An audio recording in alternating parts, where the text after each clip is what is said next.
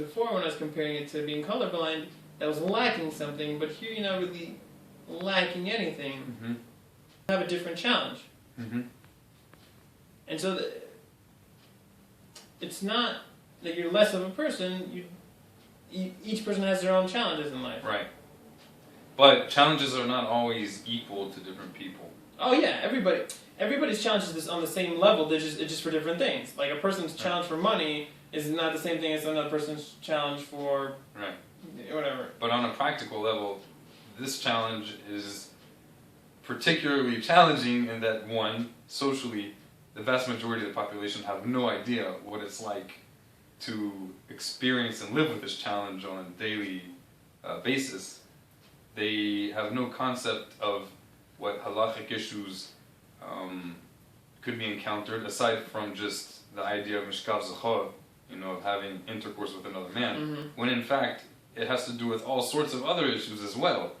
And the fact that the Gemara doesn't even talk about these things shows how oblivious the majority of the world is. I mean, there's not even really an indication in the Gemara, in the Talmud, that they were even aware of a homosexual orientation. They only knew of homosexual intercourse between men, and they're two distinct things. Well, that's probably because the Gemara only deals with things that are halachic issues. But this is a halachic issue. No, but the sex with other men is a halachic issue. The wanting to have a connection with other men isn't. There's no issur for that. That's what I'm saying. Like, there's no issur to have an attraction to another guy. There's no issur to want to be connected or married or whatever. But it has practical implications. Right. There's no issur to touch a woman who you're not desiring to have intercourse with. Mm-hmm. Okay, but yet they made a rabbinic prohibition against doing so. Right. So that's they fine. didn't do this for gay men because they didn't know that they existed. Apparently. I don't know. I feel that because it was it wasn't as out as man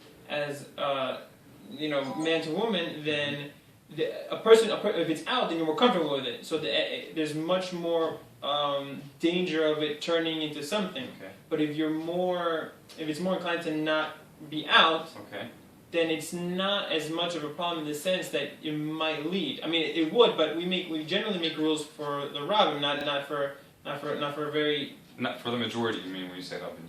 Yeah, for the majority. For the majority, not for very, very detailed specific cases. So first you said they may not have done it because it's not something that's as out or in the open as intergender relations between male and female, right? Mm-hmm.